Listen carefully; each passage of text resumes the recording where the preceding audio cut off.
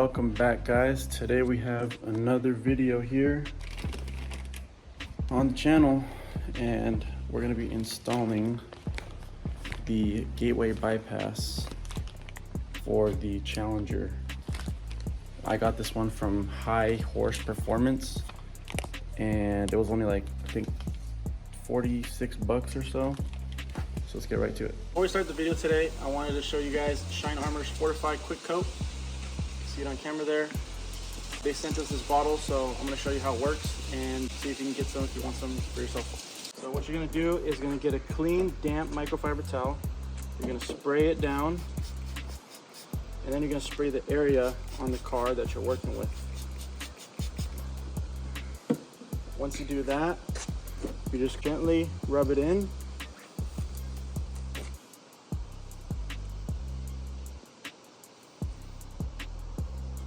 And then you're gonna come and get your clean microfiber towel and buff it out.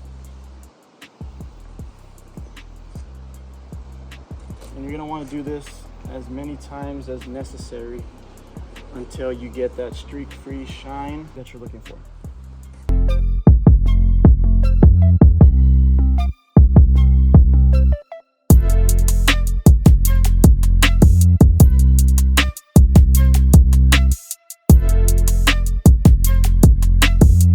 You can also use this on multiple surfaces, including glass, paint, metal, and plastic. So when you're cleaning your car, you can be sure that you're able to use it on multiple spots and not just on your hood. You can use it pretty much anywhere on your car. All right, guys, so if you want to get the Fortified Quick Coat from Shine Armor, go ahead and go to their website. I'll leave a link in the description, and just use the code GIL20 for 20% off. All right, so here is our bypass cable.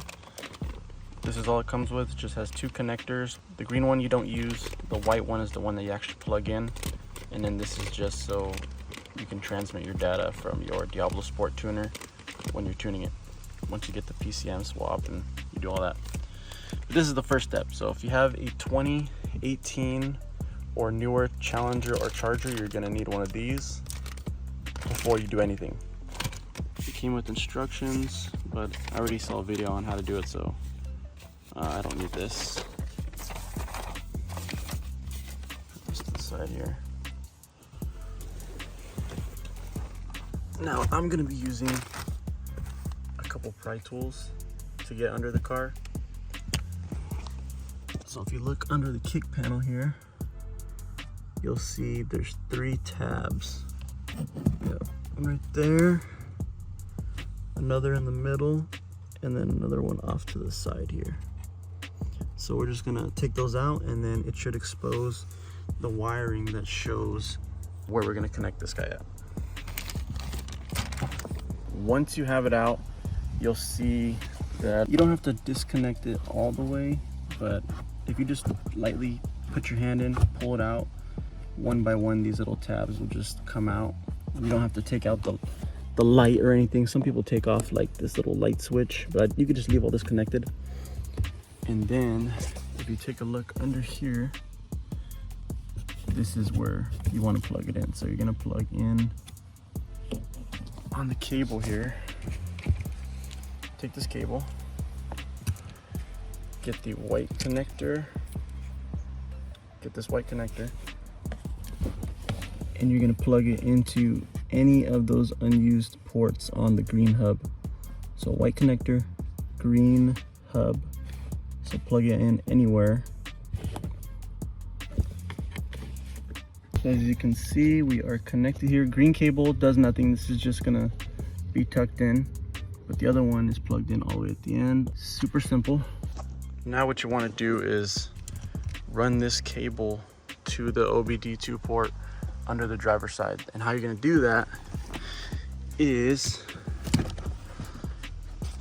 basically run it here in the front of the dash. Yeah, that's what we're gonna do. Run it in front of the dash, and it goes all the way to the other side. So just get the cable, feed it in here.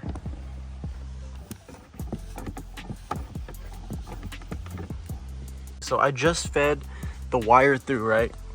And just to clarify here, see how it's going all the way in? All I did was feed it straight just try to feed the cable as straight as possible when you're going through the front of the center console here. And once you have all of the cable going through, just come to this side. You put your hand under here, give it a nice little yank. It'll take off this kick panel just enough to expose where the wire's coming from up here. And you'll see that up in there, the cable will be in there. So you'll just stick your hand up in here and you'll feel the cable. Just make sure you're feeling the end of it and not the one that's connected at the other side, you know, under the kick panel. And then you just take it all out and here's your cable. So it's pretty simple. You run it through, it'll be able to fit. 100% it will fit if you run it through the front like I did. You can even see the other side. So once you run it through, bring it in, and then you'll zip tie. So what we're gonna do is zip tie this up in here so it's not everywhere, and then we'll connect it to the OBD2 right here, this guy. Once you have your cable on the other side, you can go ahead and just put all this back up. There's not really a place to zip tie anything here, but it's not going to be needed because it's going to be up in here anyways, and this is going to cover it, so it won't even come out. And if it does, you can always take it off and zip tie it if you want. But it's just going to hide up in there, and you can put it back. And as you can see, it's all back up there like nothing happened. Can't even see the cable. Just routed it in a way so it wouldn't even pop up or you'd be able to see it. So this side you don't even need to put any sort of zip ties. So as it turns out, I don't have any zip ties, so I'm gonna go to AutoZone real fast and get some zip ties to finish the job. Right, so I don't think we need any big ones. Probably, these tiny ones will probably do. These guys.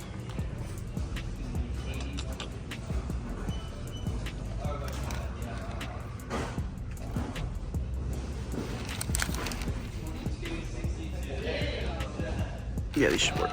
If not,